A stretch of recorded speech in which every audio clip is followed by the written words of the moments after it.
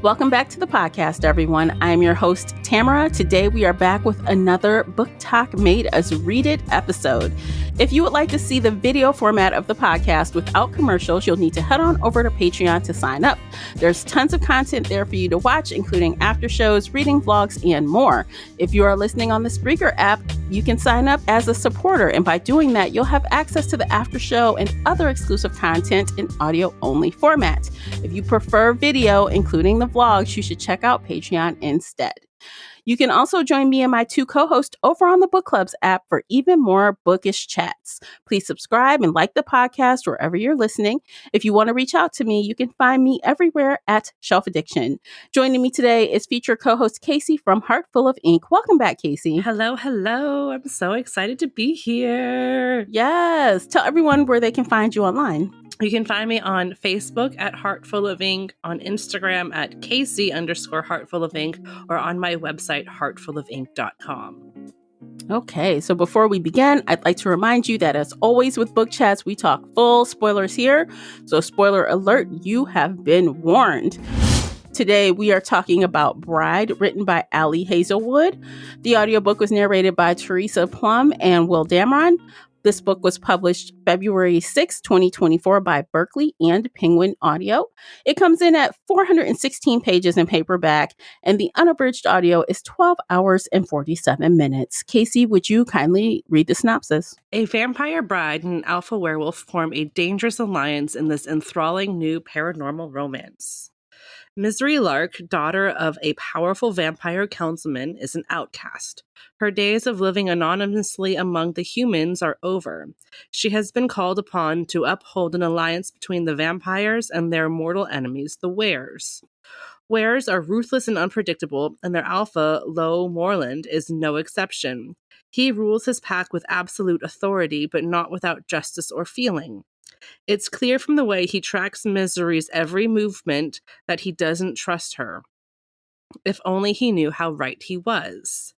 Misery has her own reasons to agree to this marriage of convenience, reasons that have nothing to do with politics or alliances and everything to do with the only thing she's ever cared about. And she is willing to do whatever it takes to get back what's hers. As we do, high level, tell me what you thought when you finished Bride. I liked it, but it also annoyed me at the same time. And then I realized that my brain is very, very broken because the whole nodding thing was so blasé that I was like, that's it? That's it? That's what everybody's freaking out about? Like, girl, right? I think I need therapy for this. Like, oh my God. No. You don't need therapy. So let me so I thought, oh, that's cute. Mm-hmm. You know, that's my reaction to a lot of romances lately. Like, it's fine. I thought that Book Talk misrepresented what this book was. To be fair, I have not read Ali Hazelwood before. Same. This was my first book by her, so totally new. So I don't have any point of reference to say what I was expecting or not, but based on the TikTok, videos and shocking faces and red faces and all talking about this stuff, I was expecting a much spicier book. Yes. I definitely did not expect this to be a slow burn romance, which it was. Yep. While I do like slow burn romances, I just wasn't expecting it. No. Same. I was not expecting slow burn. I was not, this sounds bad, but I was not expecting him to be so conscientious and consenting and just like, we're not gonna do it the first time or the second time. We're gonna keep dragging it out and it's not gonna happen until like the last fucking chapter. And I'm like, my brain is broken. She basically begged his ass to do it. And I'm like, this is what people are shocked about? I need to go check myself into the institution because my brain is fucked. Oh my God. Well, I don't know. I feel like maybe that her readers aren't accustomed to a lot of spice, so this was the spiciest that it gets. I have that suspicion because I know Probably. she writes a lot of sciencey things like women in STEM. I know that, right? Yeah. Like geeky Yeah. type relationships, and that's fine. So I know that this book was out of her comfort zone to write. Mm-hmm. She definitely picked up a lot of the fantasy romance tropes. Oh yeah, no, this is a woman who has definitely read a lot of fan fiction, who has read a lot of paranormal books. I can definitely see that she loves the genre, knows the tropes, knows everything, every beat to hit. Like, she's hitting it. I just expected more. And then I was questioning my own sanity. So that's where I'm at. So I was not questioning my sanity, but I was questioning everyone else's because I'm like, why are y'all acting like this was the spiciest thing? And to be fair, when I saw it on TikTok and I'm like, oh, remember we talked about the Omegaverse? And I'm like, what did I find? What's going to happen? Oh my gosh. And so I would not even classify this as an Omegaverse Oh book. God, no, not at all. No, I think if you want to, it does have one teeny corner slice of that world, but nothing else. And I mean, very little. And it was done in a way I think that the real Omegaverse books wouldn't have done it. Not even. Like, Omegaverse is all about being submissive and breedable. And yes, they have nodding, but so does so many other paranormal things. Like, it's nodding is not exclusive to Omegaverse. And so Omegaverse is also multiple partners all at once, all at the same time, people going into heat, lots of breeding. It's not at all like this. So Like, I wonder they why are two people were different saying circles. was the nodding is what made them make the connection I think between? so, but at the same time, again, like, no, nodding does not equal Omegaverse. Nodding is in Omegaverse, but it is not. This is not at all. This is, what's the word? Where they're exclusive. Monogamous. This is monogamous. Like, nobody else is touching her. She doesn't want anybody else to touch her. If, like, Alex and Mick and Barbie Ken doll and somebody else all, like, piled in the bed, like, that would be Omegaverse. And not at all what this book is. Even Juno should get in the bed in Omegaverse. Like, it'd be everybody. Or giant orgy style. That would be Omegaverse. This is not that. Okay. That's good to know. Okay. Because I also have not read Omegaverse. So yeah, no, I just knew from the read it. I just spare you. Thank you. I just knew from the little bit of Googling I had done that this is not that. This is not that at all. And again, the people reading it saying, oh, this is so spicy. Oh, this is Omegaverse. Oh, it's not. This is that. I don't think they've ever read a paranormal book in their life. This is so not spicy. They know anything about these different genres. And like, so no. Look, so I want to talk about the scenes we get later. I'll make y'all wait for the juicy stuff. So we're going to get into those couple of scenes that we had between them, because I think there were maybe 3 total. I think so. Yeah. We're going to hold that for later on purpose. So you guys got to wait and be patient. But slow burn. We're going to slow burn, baby. Episode. We are going to regurgitate the slow burn on this episode from this book. No. But like, what other things or I guess tropes did you enjoy that you saw in this book, or ones that you saw and didn't think they fit or didn't like how they were done? Oh, that's a good question. So I love forced proximity and marriage of convenience and forced marriage. And so, yeah, the whole wedding, even that opening paragraph of like, you know, it ended in a whimper of buttercream because our first wedding and I'd never seen him before walking down the aisle. Like, I love all of that. The protective alpha, the way he talks to everybody and he plays with kids and he's very kind. That's not a Omegaverse at all. Usually the alphas in a Omegaverse are like killing children and nobody can talk to them. Like, no, he's very much what I would consider a real alpha because he's, again, like cooking for people. He's responsible for everyone. Reading stories to his little sister. Like, he is the nice, kind alpha. Yeah. I'm trying to think what else. What about you? What tropes did you So like? I do like forced proximity as Mhm. well, I'm discovering. I don't mind arranged marriage, but only in this case did I like it because Misery is such a strong character and she went into it not out of like she knew what she was doing, right? Yeah. She could have said, F you, dad, I'm out of here, but she knew what she was doing. She did it for a reason. Mhm. So I kind of like, okay, fine. She's not a passive Yeah. person. So, and she's actually really bold and smart mouth, which I love about her, by the way. Mhm. I love witty, Yes. sarcastic characters. And I think Hazelwood, did a good job with making her that way. I like that about her. So I think that made the arranged marriage thing, you know, like they're oil and vinegar Yes. almost, or oil and water. Yes. It's like the she's bickering and the fighting. yeah. And that was cute, although I wish it was a little bit more of that, but you know, it was fine. I also okay, so what I don't like. You know, I hate the fucking sexy virgin trope. I hate that shit so bad. And the only thing that tempered my hate was, again, the fact that she was not weak and sexy virgin or helpless and sexy virgin. Is that, okay, she's a sexy virgin, but she is a vampire who is like the top of the food chain. So it's like, that is what tempered my disdain for it, but I still don't like it. I still like it. Like, dude, this woman is so old. She's 25. That's old. What 25-year-old who looks like she does? She's hot. Yeah. Dude, no. She just hates humans and doesn't like werewolves, didn't like vampires.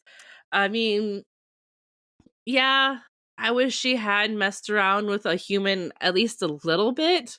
Yeah. Done something.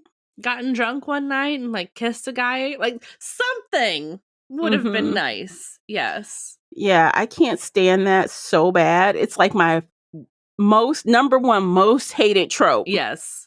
Yes. Like, you know, not everyone has to be out here whoring around and being hoes or anything, but can we not be virgins? We're full grown adults. Can we do something? I mean, we know that Lo was doing stuff with other people. We know that. He pretty much said, hey, I've been in communities where a lot of other, you know, things. And I'm pretty sure Serena was sleeping with people too. She was at least dating. Yeah. I'm like, girl. Psh. So that was the thing I hated the most. But I do like the slow burn romance. Because, you know, in the books that we read, we really gravitate back toward those are slow burn romances, generally speaking. Yep. I just wish there was a little more angst and pining. I think that would have made it more stronger to me. I think it was just like lacking in that way, if you know what I mean. Like Lo was so we knew as the reader, obviously he has it hard, you know, he has like all into her from day one, but he's acting like a little asshole about it. But she's so stupid and slow on it. It took her like over 300 pages. Yeah, she's so slow. Piece it together, and I was like, "That could we do less of that?" Yeah, like I understand the original miscommunication, but she talked to Juno, she talked to other people. The way he was like, even when after she figured it out, she was like, oh, what I know about him, he would never touch me this way if he actually had a mate because he's too loyal. I was like, duh. You should have thought about that the first time he was bathing you. Like, if he actually had a mate, he wouldn't be trying to kiss you and do all these things with you. Like, you could have figured that out 100 pages ago. Yeah, like when she was poisoned and she was down for the count, he wasn't going nowhere. Like he was like posted like next to her like glue. I'm like, if he had a mate, he wouldn't be doing that stuff, girl. No, that annoyed me more than her virginhood, because like it's like, you're not this dumb. You might be a virgin, but you're not this dumb. No, because she's so smart in a lot of ways, but this one particular thing, it's like, that's that virgin thing. Like, does that also mean you've never liked a guy? You've never had like, and that is what I. That's what I mean. Never had You never watched your friend with her relationships. You've never... Yeah, that really annoyed me. I was like, okay, you could get over it and have something else keeping you apart. It doesn't have to be this. Yes. So, just one more thing I don't like. Yeah.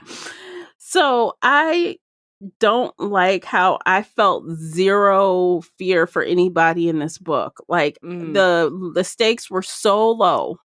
Despite what we're being told on the page, I was like, nah, it's fine. It's fine. Yeah, I didn't feel the fear or that I should have felt for some of these characters. It just wasn't there. And I don't know if that's because of the writing style or because it was just not so here's present something in the I plot. Noticed. I don't know. Kind of in correlation to that. So sometimes when something big is going down, Ali Hazelwood just kind of skips over this scene. And then the next chapter is Lark Misery kind of highlighting what happened. And she did that a couple times. So I think that really negates the fear. Like when Luke was kidnapping Anna and she's running outside and she's like, oh my God, stop, Anna, come here. And then all the wolves jump out. The scene ends. And then the next chapter picks up with them sitting on the couch. And she's recapping what just happened.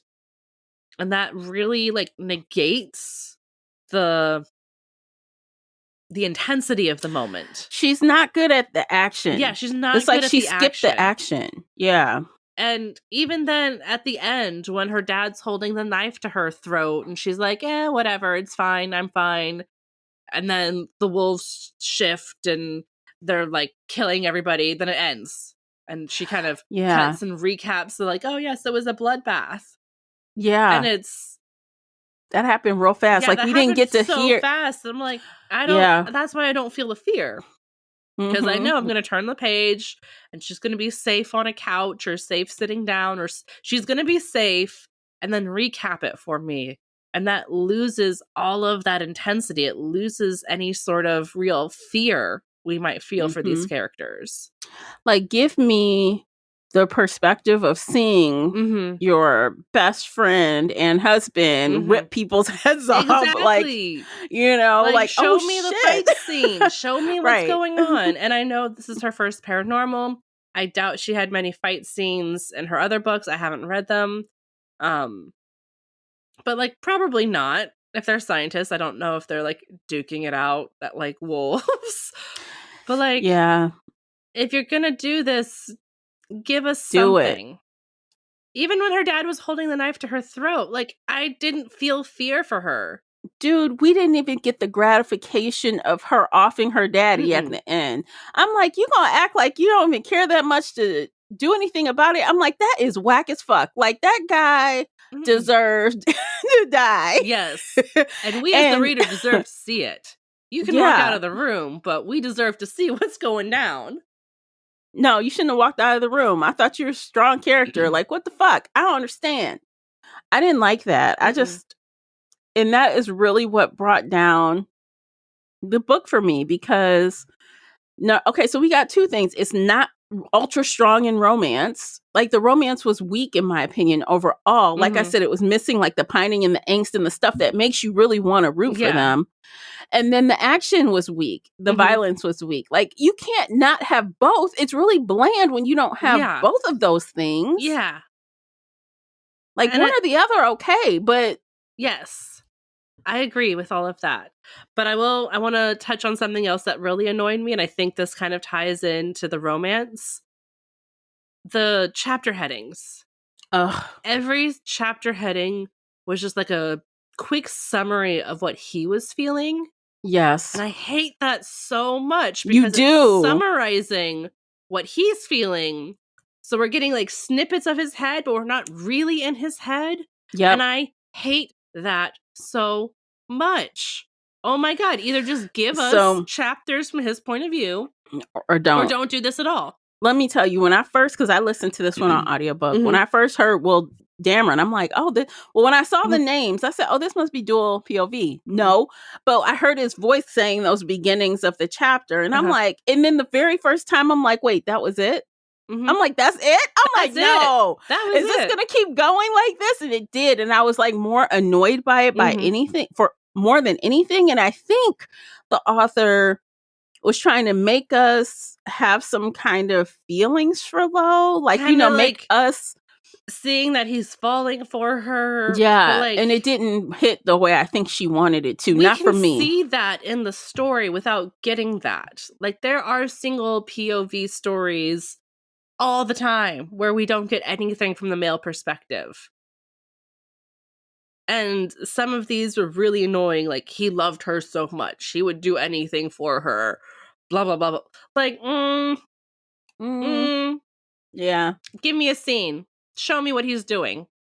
Yeah. And the couple of scenes we had with them together, like, I don't know, like I think about the kitchen scene where she's trying to eat this peanut butter on the down low and he's seeing her eat this peanut butter. He's like, why are you acting like you can't eat the peanut butter? That was cute. It was cute, but those kind of things, I felt like I needed more of that. More of that to show me him falling for her instead of these blurbs at the top. Like, yeah, he's done some really over the top acting things that obviously we know he likes her. Yeah. Obviously, honestly, and I think this author likes Twilight because she pulled the Twilight in here where Lois acting like he doesn't care. Well, no. Her smell. Her smell. Smell. So, what's her damn name? Misery is acting like she is perceiving his reaction to her like he hates how she smells. And he is acting like his reaction seems like he hates it, but I'm like, oh, he loves it. That's what it is. It's Twilight. It's Twilight. He's pinning her against the altar. How the fuck do you smell like this? Yeah. That's the man who's about to fuck you, not who's about to kill you. Right. And so I'm like, okay, I felt like that was really Twilight-ish. So I think this author must like it.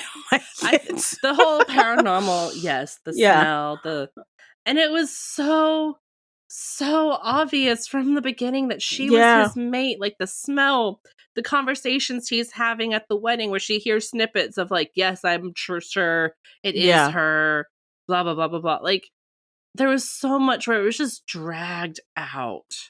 Yeah. And I think the author tried to make her being so dubious as a result of her not really growing up with vampires. But these aren't vampires, they're werewolves. I know, but that's where she would have learned some of this stuff about the vampires. I mean, werewolves, right? Not she would have learned some of that. No? Vampires don't know shit about werewolves. And that was the whole thing, was that like, I don't know anything about your people don't know anything about my people. Like, she just didn't know anything about anything. But still, supposedly she's this super smart IT person who can hide among humans and like do all these other things. And like, this was just dragged out too long. Use it in the beginning, end it, and then come up with a new reason for them not to be together. Or make them start fucking halfway through. So then we have 18 nodding scenes. And then I'll be like, oh yes, this is very spicy. Like, I understand why people are shocked. And his whole speech of like, this is my mate, she doesn't know, I just want her to be happy. Like, that was all really sweet and everything. But like, fucking come on, Misery. He says this, like he tells you exactly what he's thinking. And then 100 pages later, he's like, no, you're not my mate. And she's like, oh my God, my heart is broken because he doesn't love me. I'm like, he told you the dumbest he loves you. Like, that was the dumbest. He just wants you to be happy. That was the dumbest fucking thing ever. And I feel like I would have preferred any other kind of breakup than that. Like, not even they didn't even need to break up in that moment. They could just have had an argument. No, they didn't have to break up. It could have even been like, I need to go talk to your brother to watch this video. Stay here and take a shower. I'll call Mike to take you home. Like, don't even break up. Right. That breakup was dumb. And let me just add this. Why did they have to break up right after they got intimate? What the fuck is that? Like, I It hate happens that. in so many books, and I fucking hate it. Yes. I don't like it. I agree with you when you said they could have just had an argument, split ways. You know, they didn't have to break up. It made no sense.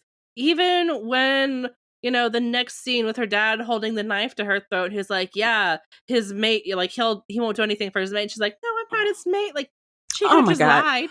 She could have been like, yeah, no, he's definitely going to pick his sister over me because family is more important. Like, she could have lied to her dad. Look, to me, it just adds insult to injury. Yes. This girl was a virgin. Yes. And the first time she does it, he breaks up with her. You break up with her over something stupid, which she already, he already explained to her, like, I just want you to go find your freedom and be happy. Right. Even though he said my mate. And then, she didn't figure out that was her for another 100 pages. Oh, dear. It's a mess. It's a mess. That relationship. Cute, but it's a mess. I feel like the author tried. She tried, but I feel like it wasn't quite. It could have been more, I don't know, eloquently done. I guess it was so like hit us over the head with a mallet, and I would have preferred something more show not tell. Maybe, like I said, I needed more scenes. I needed more. We didn't need us or her telling us how he feels at the beginning of every chapter, because that's bullshit. That's telling. That's not showing us how much he actually cares. When he's, licking the peanut butter off her nose or cuddling with her. Like, there were cute moments. We needed more of that. We needed more of that. We didn't need these chapter headings. Yeah. I don't know. Okay, wait. This is a good time to take a quick break. We're going to take a break. You guys, check out these commercials by listening to those. You are supporting the podcast. When we come back, we'll finish our conversation and we'll give our rating. And while you're at it, don't forget to check out the book review journal available right now on Amazon. We'll be right back. That was a quick break, wasn't it? That was a good take. Okay. What else? What else should we? Well, how did you feel about Anna? She was cute. She was a cute little girl. She was cute, but I kept agreeing with Misery of like, fuck this little kid. I agree so too. Annoying. She was annoying. I'm like, why is she in my fucking fuck you face? For I wake up, feel feelings. Look, she is the kid that wakes you up by opening your eyeball and looking you in your face. Like, girl, get out of here. No, I will spit right back in your eyeball. I mean, she's cute. I mean, I don't think we needed her, but I guess she kind of has a role to play, being that she's half were, half human, and, later finding out that Serena is the same thing. There's some connection there. But I think they could have did that another way without a child per se. Yeah, I wish there was less of her. Or like, I wonder if Ali was trying to show Lo be soft and gentle because he was so sweet to her, to Anna. But at the same time, I'm just like, do we really need this kid? We could be spending this time doing anything else. I know. There was a lot of time spent on her. Way too much time. And when it came down to it, he just sent her away. Yeah. And then at the end, she's just gone. And it's fine. I don't know. She was fine, I thought it was cute how she connected with Serena's cat and just decided, this is my cat. My cat. It's my cat now. Yeah, I mean, she was cute. And I think she also kind of let us see how Misery, even though she's not accustomed to kids, she was trying to figure out how old she was. She's like, how old is this kid? I don't know. 3 and 13.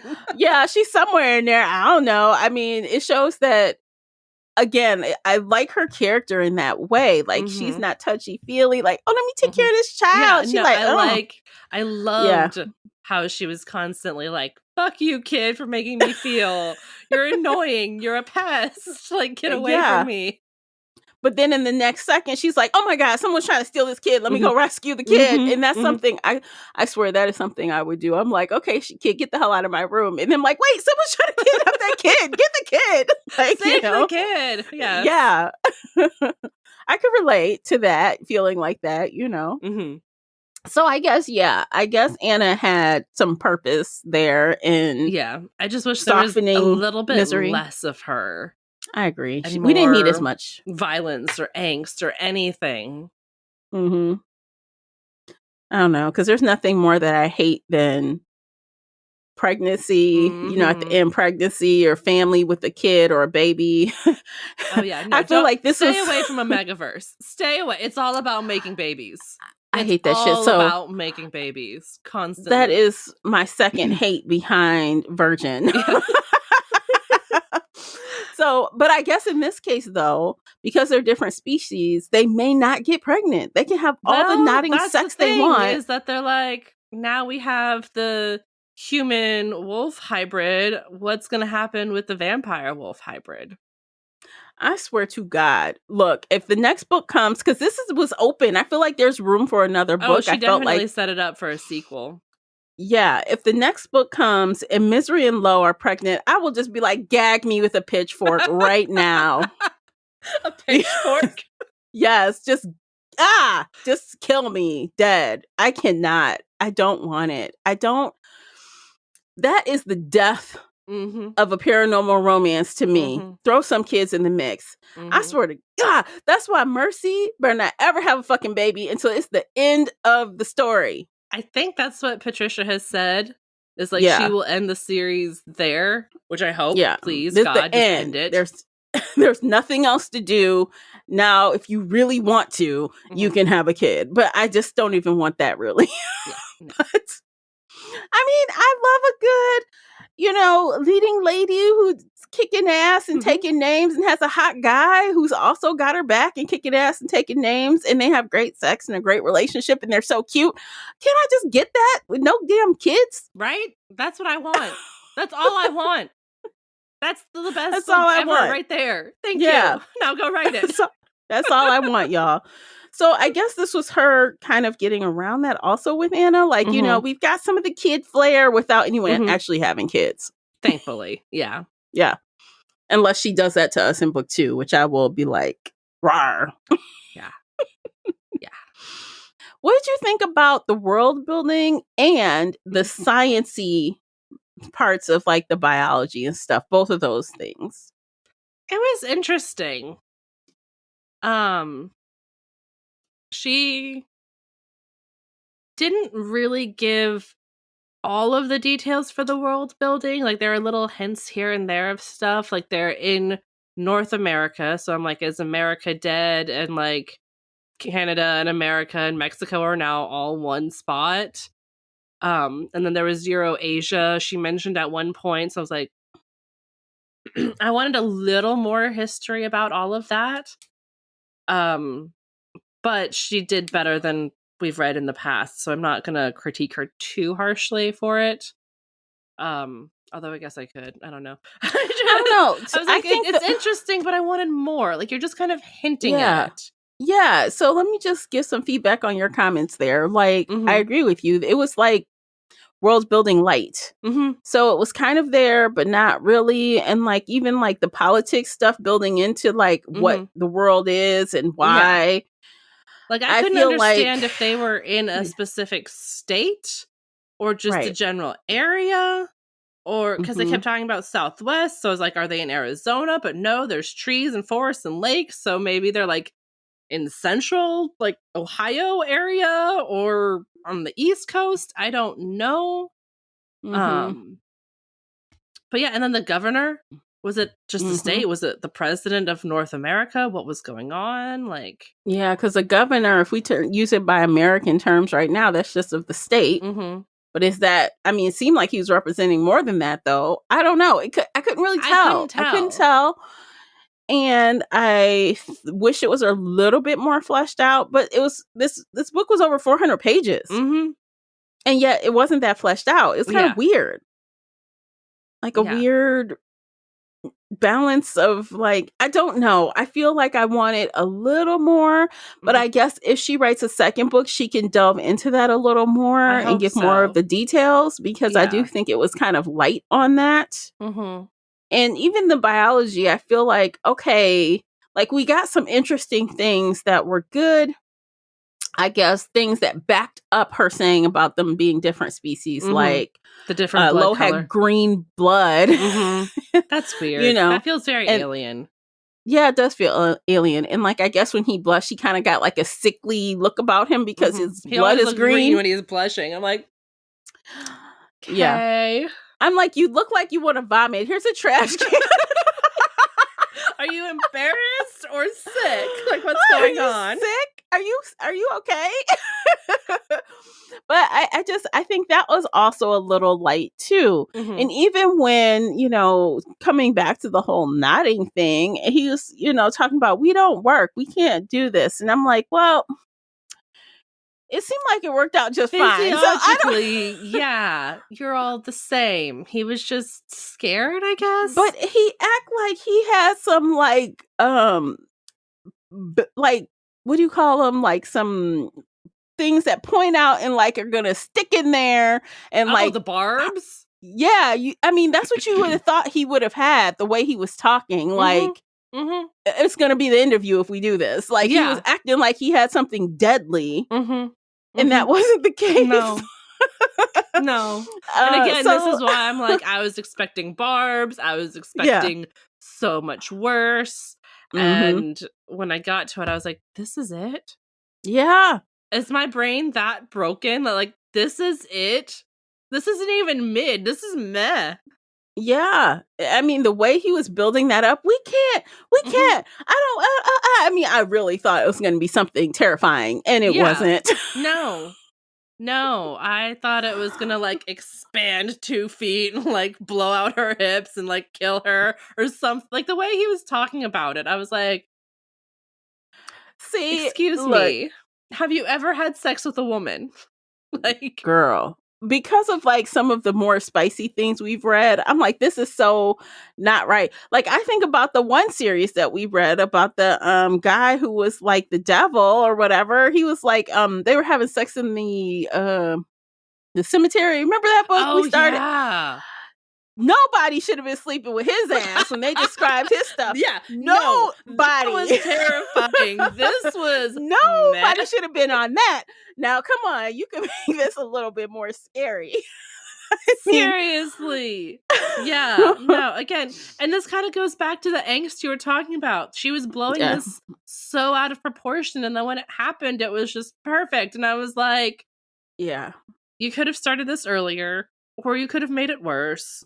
Or like, yeah, because now they're like scheduling sex and shit. They're like, oh, this stuff is great. Let's keep doing it. We're gonna do it 2 hours a day because that works perfectly, even though I was terrified it wouldn't. Yeah. Like if there was a story, like a history of like, oh, here was a wolf who mated with a human and the human died because the barb or the knot or whatever. Like, if there was stuff like that to back up his fears, maybe I could understand more.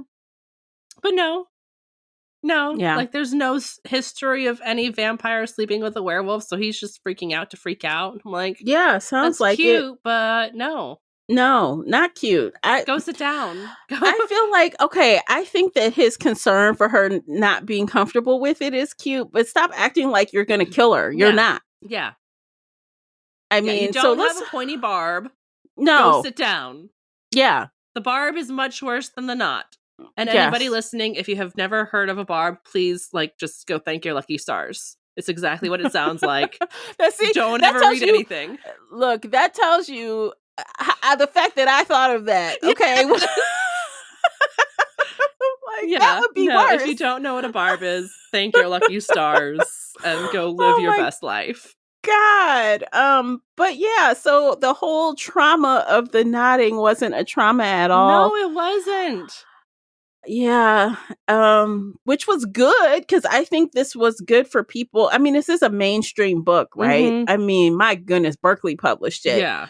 So it couldn't be that bad, but definitely overhyped by everyone who commented on it. Yeah, no, definitely. Well, okay. Taking a step back and ignoring everything we just talked about, the overall writing style was really good. Yes, there's a lot that we nitpicked. There's a lot that we didn't like. But some of the trash that we have read on TikTok with that writing being so atrocious, I want to say, like, this is a good book for what it is. Yes, we It's can rip it candy. apart, but like It's this is good. probably one of the better books that Book Talk has recommended. Is it the best? No. No. But you know what? It's a good starting point. yes. So to be fair, again, I did not read her other books. Neither one of us did. No, I've never But read anything I feel by like her. for this genre, yes, it's a good start. I feel like once she's dipped her toe in, she could, if she writes more for this, it feels like there should be more. I expect the second book to be better because, I hope so. I really hope so. Yeah, because like you said, Casey, the writing wasn't bad. Yeah, she's not a bad writer. It's a good book. So, she's not a bad writer. Yeah. There's a lot more nitpicking, but like when I finished the book, I wasn't like, ew, God, never again. I was like, no, this is good. There's just stuff I didn't like about it. So I think for her audience, so people who love her books, who may not read a lot of paranormal romance, this might be okay for them. They might really enjoy it because it's light. You know, it's paranormal romance light. Yes. Right. So, but for us who read a lot of paranormal romance, there's room for us to be like, okay. Yeah. We cut our teeth on this back in 2003. This is so nothing that we're like, this is a good starter it's book, a good starter, think.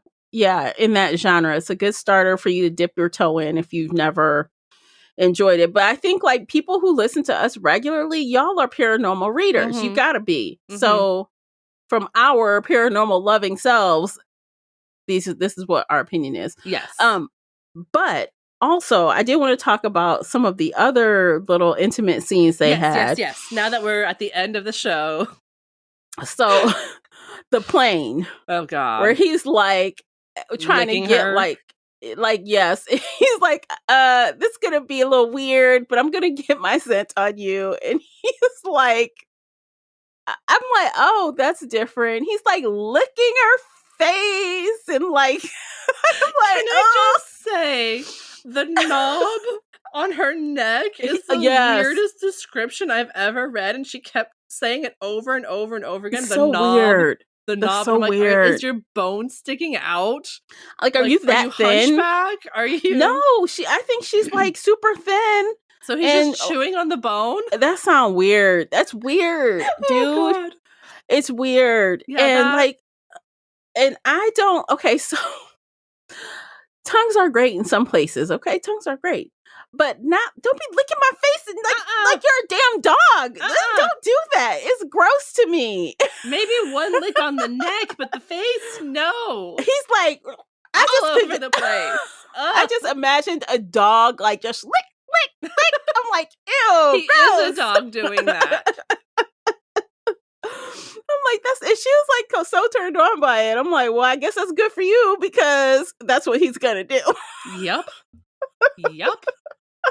I'm like, girl, what the fuck? He like nuzzling and licking and biting and like chewing and gnawing. I'm like, what the fuck? That fucking knob. Oh my God. Yes. So it wasn't even sexy to me. I'm just sitting there like, wow. Okay. So speaking of the plane, it made me think of Charles from the Mercy series. And I was like, he's like a Charles light. Like he hasn't grown into Charles, but he's trying to be that badass who can fly everywhere. And then he did that. And I was like, Charles would never. No. Charles would never. No, Charles he would is not. so much better. Yes, he is. Unfortunately, Lo, I mean, I feel like Lo is obviously he's a good guy. He's a fun enough character, but Lo is not hot to me. Not to me. He was hot, but he didn't have enough depth. Yeah. I needed more. And again, these chapter summaries just weren't cutting it for me. I was like, I need more than this. More than a 2-line of like, oh, he cared for her so deeply. Oh, he thought about her all the time, even when he left. Like, just give me a whole ass scene. Yeah. I basically felt like Lo is no one's book boyfriend, but that's why he's perfect for Misery, because she loves him because nobody else wants him. Because he's no one's a book boyfriend. You know what I'm saying? Like, he's fine. he's a good guy. He's a good character, but he's not like... Well, I'd pick him over that demon from the cemetery. Oh, shit, I sure as hell would. I sure as hell if would. it's a choice between either, I'm picking low. But honestly, if Mercy Thompson turns her back, I'm gonna snatch Adam ass up. Hell yeah. Taken. I do not feel like Adam this about is top Low. of the chain, of course. Like Adam, Charles, Bran, even Samuel. And, you know, half the pack. Yeah. The whole pack, half the world of that world. And then there's Low. Yeah, and then there's Low. Like, I think Low is ranks like... above Ben, though. Yeah, but like... I'll take Ben over Low. Shit. I mean, my God. He's kind of down the totem pole. So, you know, he's not all of that when it comes to a sexy, masculine character. But, you know, he's fine. I like that he asked for consent a lot. That was great. Yeah. But he way overblew the whole nodding thing. He was way overreacting to so much of this. I think if we had gotten half the book from his point of view, it would have made it a lot better. Mm-hmm. We would have liked him a lot more. I think so. Maybe she should have played around with some dual POVs. That might have helped. Oh, yeah. Yeah. And like, you know, writing some of the fight scenes from his point of view. Because if she's closing her eyes and not watching, like he could describe the fight going on. He could describe the wolves jumping out and trying to save Anna and everything. Like it was just... So she is a vampire who is the top of the food chain, but she can't watch a measly little fight. Okay, girl. Apparently not. But you know, also... Well, there's one thing I want to say before we switch. I do want to say something about her powers. But first, what did you think about that scene while they were trying to mess with the computer and then they start making out in the office? Was that sexy or not sexy? A little bit of both. Like there was a little bit of voyeuristic heat to it, but it was still kind of like it was a trope. She was definitely playing into a trope. And I was like, that's cute. I don't know if I would say it was the hottest thing ever. Yeah. But it was... I liked cute. that she went on this... Like, she forced her way onto this trip. She was the one who's like, I know what I'm doing. You can't even use Google properly. Like, I'm better at you than this. Use me. But I think... I really wish she had done more in the end. Like, she had all of these tools. She had all of these things. But in the end, she was just passive and didn't fight and didn't do anything. And like, she wasn't the one on the camera figuring out that it was mixed. She wasn't the one putting the final pieces together. She was just a pawn again, as everybody figured it out for her. Yeah. She wasn't. Yeah, exactly. She could have done more. She could have done more. She should have done more. She should have done something in the end to like, even when they were breaking out of the room, Serena was the one almost breaking the guard's arm. Yeah. Like, it wasn't her. It wasn't... This is a perfect segue to me wanting to talk about Misery's powers, or lack thereof. Yes. They're trying to break out of the room. She's trying to mesmerize the guy to do it. And she can't do it. The shit don't work. So even earlier when she's trying to... do that to Luke, she had to really practice. Like, she's like, okay, just hold him there. Yes. You know, you got 15 minutes max before it wears off. I'm like, okay, girl, you are the worst vampire ever. Like, you didn't learn shit. Like, what? And it's not even that she grew up with humans. Like, she had 7 years with other vampires. Yes, she was bullied, but she had to have teachers. Yeah. They should have like sent her study tools or something. Like, what did she do while she was with humans? Just sit around and twiddle her thumbs? Watch TV and play Barbie? I don't know. It's so crazy because this is your father is the head of this council or whatever. How is he not having you trained? How is he not sending somebody to train your ass even with the humans? Or when you come back, why aren't you in intense training? It seems weird for her to be so inept as a vampire. It was really weird. Yeah. I almost hate that more than being a virgin. Like, I can basically understand being a virgin because everybody sucks. Like, yeah. But, like, you should have had teachers. You should have had books. You should have had training. You should have done all of these things. Even if you ran away and hid. Like, no. Yeah. She should have been better. Yeah. Like, even of the biting, she wasn't really sure, you know. So it's like, drink from me or whatever. And she's like, okay. Yeah. And she's like, oh yeah, this is good. All right. Mm-hmm. But I don't know. She was just and again, she's not a weak character. So I'm like, She's not why weak. are these things not quite adding up for her? It's like, I think my theory is that Ali Hazelwood didn't want her to be too perfect. She wanted to give her flaws, but I think she gave her the wrong flaws. I think she could have twisted this around a little bit better.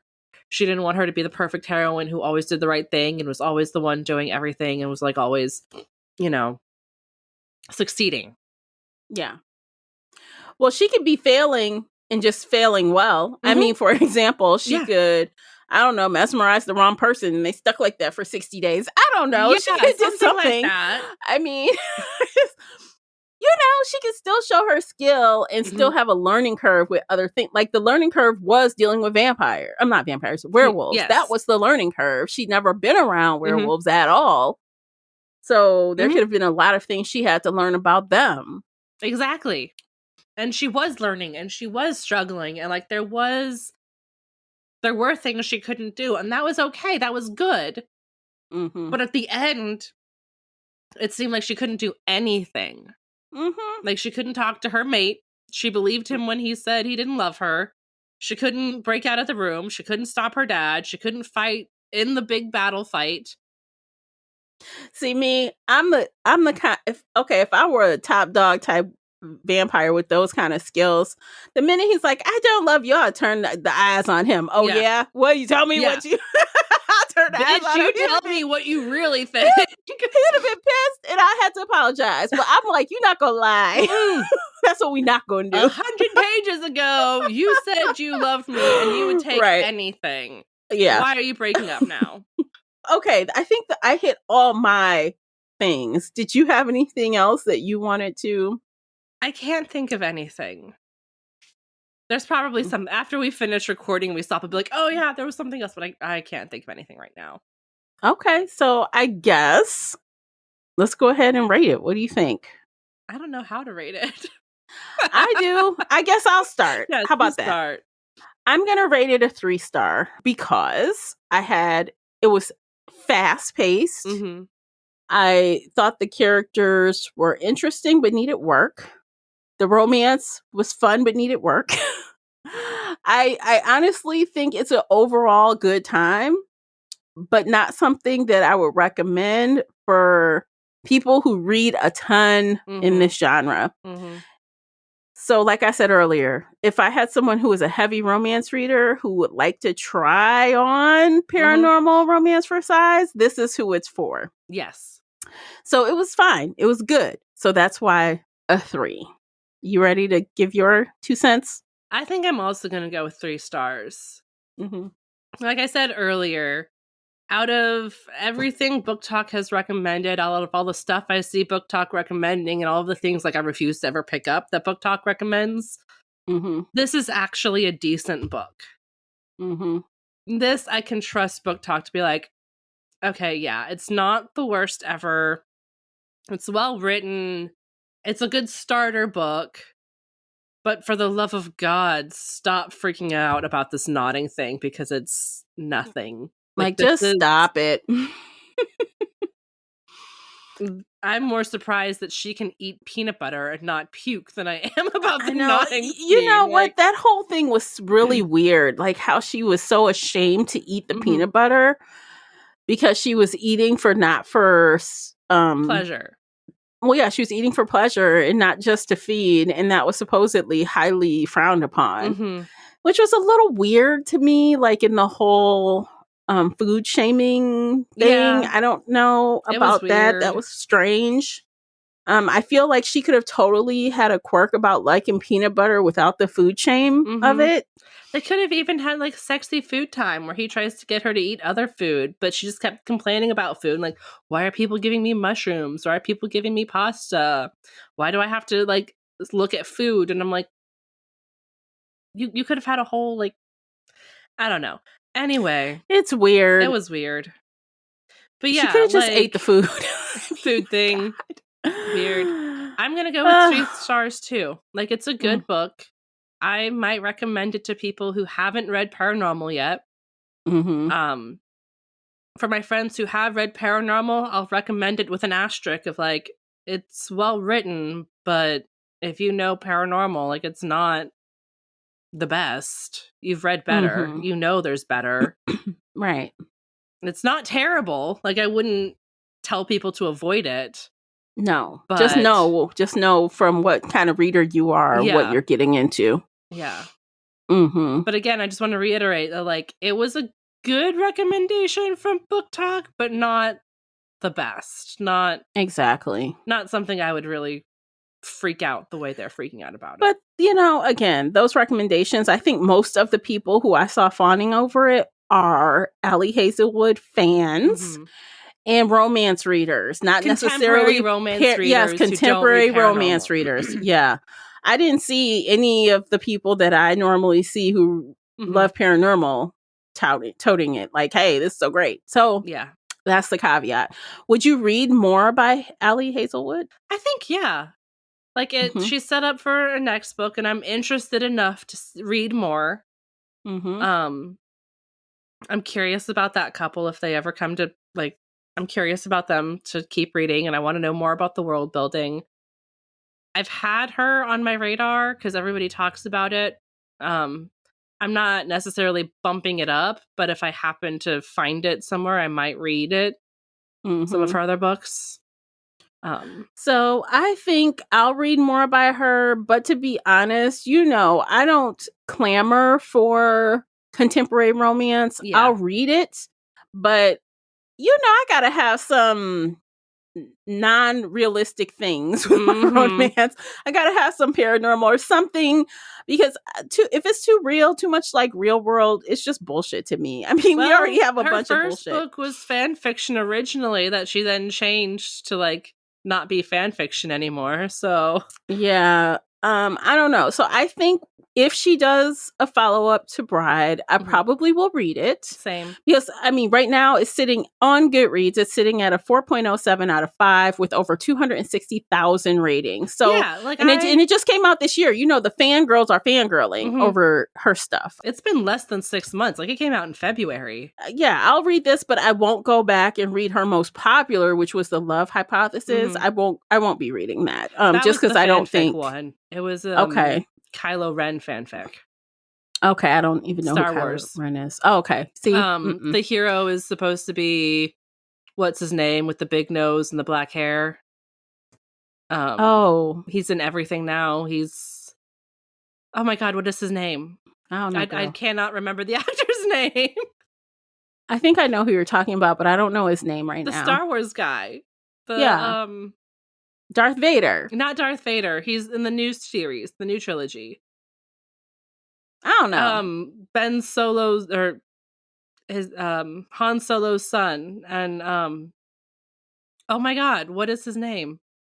I'm gonna remember like 10 minutes later. Wait, was that the guy who was in the HBO thing, Girls? Yes. Him? Yeah, yes. I can't remember his name. His name is there it is. Adam Driver. God. There we go. I'm like, okay, yeah. He is the inspiration for the hero in that book because it was fan fiction originally. So ew. See, that makes me want to read it even less now. That guy is so not sexy to me. Sorry, not sorry.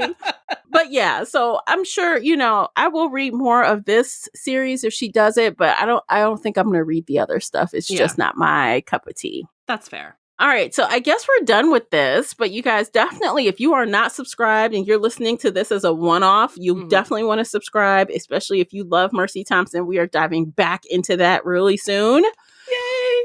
So if you're into the Mercy Thompson series, that is our OG series. It's our favorite series. It's our favorite. And we compare everything to that series. That is the gold star. Yes. That is the gold to hold everything up against. I don't think I found anything yet that I love more. I don't know.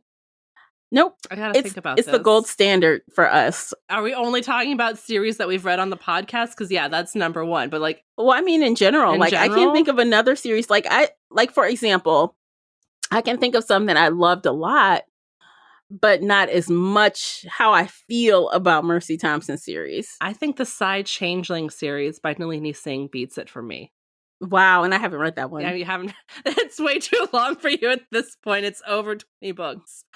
But yeah, I think Nalini, then Patricia Briggs. Ooh. But like they're both, well, one is paranormal romance, so every book has a different couple.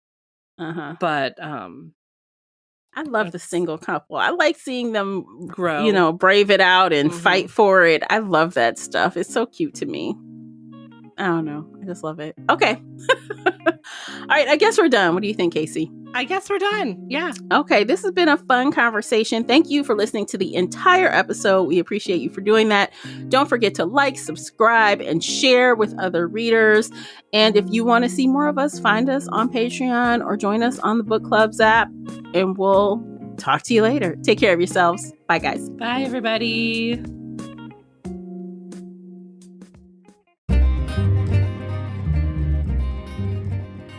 Did you enjoy today's episode? If so, please head over to Apple Podcast or Spotify and leave a positive 5-star review. It's a simple action that makes a big difference.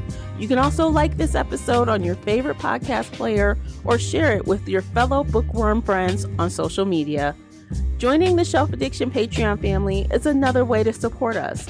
For as little as $2 a month, you can help our team create even more amazing bookish content. If Patreon isn't your thing, consider becoming a supporter on the Spreaker app for just $5 a month and gain access to exclusive audio-only content. You can find me everywhere, including Instagram, X, and TikTok under the handle Shelf Addiction. Join our book club of the same name on the book club's website and app, where we discuss all things bookish and more in a safe space. The Shelf Addiction podcast is a part of the Nerdy Maven Network. Thanks for tuning in.